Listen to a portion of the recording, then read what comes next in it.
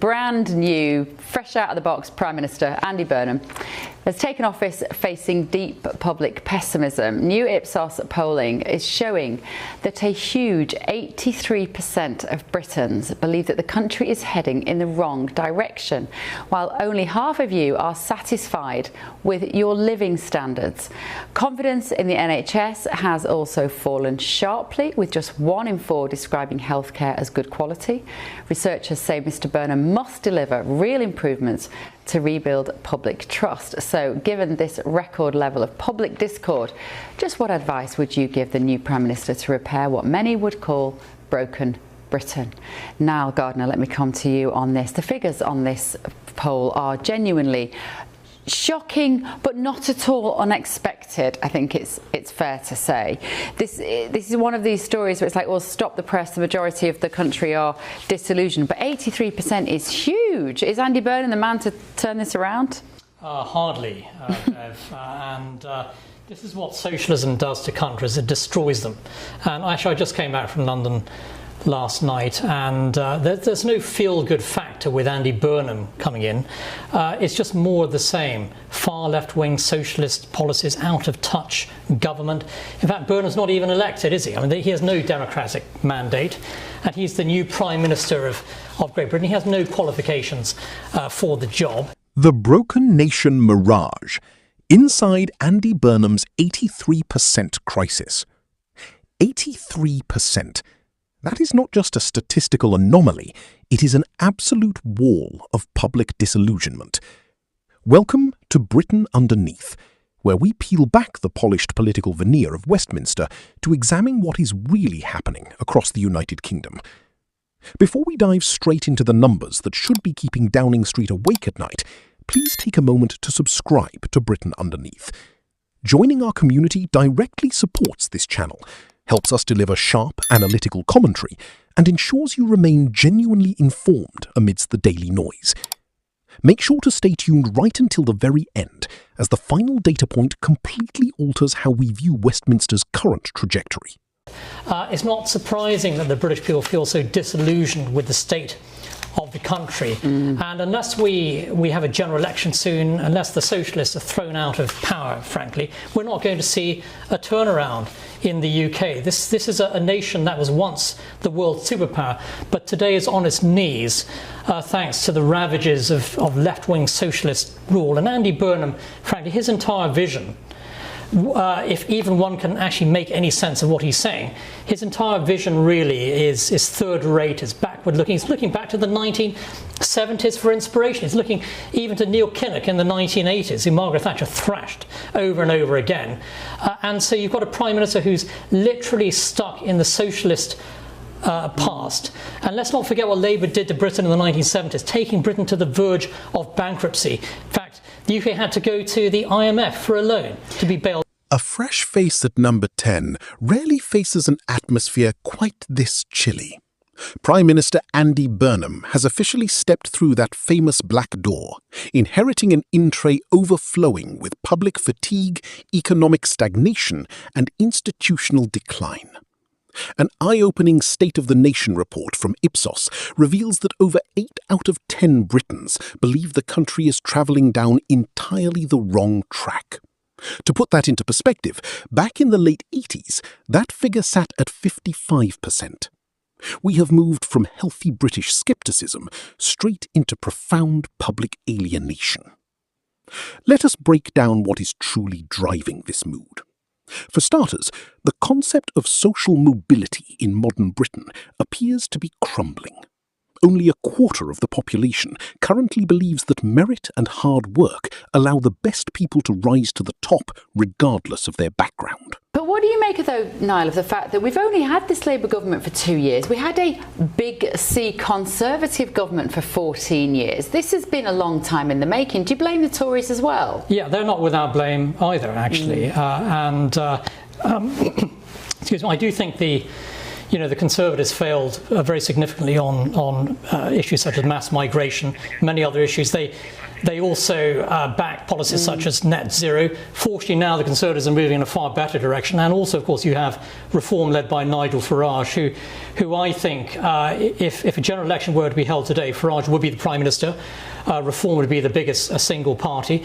But the socialists, of course, are far too afraid to go to the polls because they'll get thrashed. Let's bring in the rest of our panel, because I'm sure Benjamin Butterworth, for one, might feel a little differently than you, Niall. But Ben, the bit that jumped out for me of this survey, I thought the most depressing, was only a quarter of people believe that the best people rise to the top regardless of their start in life. Basically, we're talking about social mobility, which I think is a huge issue for every country. It should be really on the top of the list of priorities.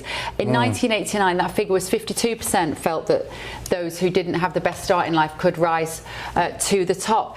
Because what does that tell us, Ben, about how particularly the young people in the UK must feel about their future?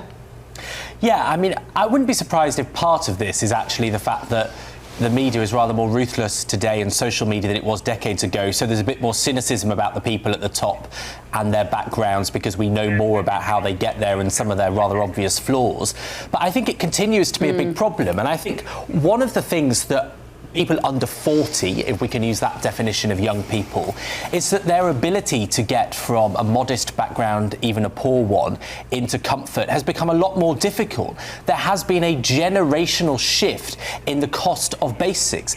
The salaries that people earn are more distant from the cost of living. Houses in London, for example, cost 12 times the average income.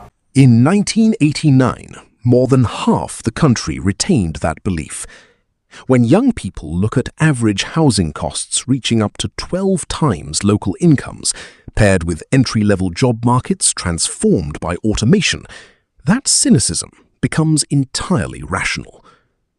If you appreciate these deep dives into national affairs, do consider subscribing to the channel. Your subscription helps Britain Underneath grow and allows us to keep analysing the structural reality behind the news headlines. Then we come to the National Health Service, long considered the crown jewel of public infrastructure. Today, a mere 25% of Britons describe the nation's healthcare as good quality. 40 years ago, that figure stood at a staggering 70%. 12 times the average income. Outside of London, it's 8 times the average income, which is many times more than it was 20 years ago. And then you have the situation that if you're a new graduate right now, and I really feel for people that are currently entering the jobs market, because we are going through a revolution in the jobs market, partly due to AI, and lots of the skilled jobs are disappearing in the short term. And so I think the ability to get to the top has become a lot harder, and people are not doing better than their parents for the first time in 100 years. Brian, I just want a quick word from you two both before we bring in our guests. But Brian, just briefly on this, what do you make of this when you look across the pond and you hear that so many Brits are demoralised, disillusioned, just don't know how to drag themselves up by their bootstraps? It's kind of, here in America, is it fair to say there is still a sense that the American dream is achievable, that you can still, kind of aim high and do well? Well, now it is, over the past year and a half, that we've had this golden age thrust upon us because of President Trump. The reality is that the challenge that Great Britain has is the same challenge that all of Europe has and all of Western civilization. And indeed, the United States has been engaging with the same challenges over the past 20, 30 years. Look, fundamentally, there are two types of people in the world. There are the makers and the takers, or as some would say, the makers and the destroyers. When you have too many takers and not enough makers to provide the goods and services, to create the innovation, to pay the taxes, you wind up having an economy that's upside down. And right now, according to the newest numbers in Great Britain, 52% of the working population is on some kind of support from the federal government. In the United States, that number is also extremely high, but not over 50%. When you have the people that get up every morning and go to work and provide for their families and pay taxes, they look across the street and they see 52% of the population not working, taking food and shelter and healthcare and everything else from all the other people that are creating it. That's extremely demoralizing for the people that actually work hard. I think the 52% figure is not necessarily people who aren't working. It might be that everybody, that 52% of people who even are working are claiming some sort of state benefit, Paul. I think that's the point to which Brian speaks. And there is a sense that we are a country of the makers and the takers. And that, I think, is breeding the resentment we're reading about in this survey. Yeah, it's an excellent point by Brian. There is a problem, and there is a big problem, because people on benefits are also people working. A large proportion of that 52% are contributing, but are also taking from the state. Now, I have a theory on this, and Niall will enjoy this, I know he will, because we've been able to, within our institutions over the last 20 or 30 years, really embed on a majority level the principles of socialism, whilst the business world and those that continue to make the money and also employ lots of people who tell you that socialism is the way forward, the be kind, the trans flag, etc., are operating a capitalism. So they're charging ahead, and the majority of society is sat there waiting to be looked after, because they've been told that they will be looked after by people who are never ever going to look after them. So a trap has been formed, probably since Blair, but definitely after Thatcher. God rest her soul, hey Niall. But definitely after Thatcher. But since Blair, there has been this overwhelming embedment of socialism within all of our institutions, to the point that it breeds a society that is waiting to be looked after. It is not merely a matter of public perception inflating expectations. It is the daily experience of administrative backlog, strained emergency rooms, and delayed appointments. People feel they are paying more through taxation while receiving noticeably less in return. When you look across the political landscape, the frustration spans across every major party. Westminster institutions have spent years offering short-term cosmetic adjustments rather than tackling foundational failures. Whether it is energy infrastructure bottlenecks, static real wage growth, or high costs for employers that discourage hiring younger workers, the structural problems remain largely unaddressed. As Prime Minister Burnham speaks of restoring hope, he is attempting to steer a multi-polarised, deeply cautious electorate that wants tangible results rather than polished rhetoric. Sorry, can I just say that when Tony Blair became Prime Minister, the number of people that were unemployed went to record lows. And actually, one of the successes of the British economy is that it's had very low unemployment compared to similar economies for 25 years. So this idea that, we have a weirdly large number of people not working at all is untrue. And, I don't know the evidence behind the figure 52%, but clearly anybody who has a child in Britain and earns under £80,000, I think it is, will get child benefit. So that will be a huge number of people. And I think the idea to say to someone that's getting a small amount of child benefit because they've become a parent, something we desperately need more of, the idea that that means they're taking and being unreasonable on the rest of us is ridiculous.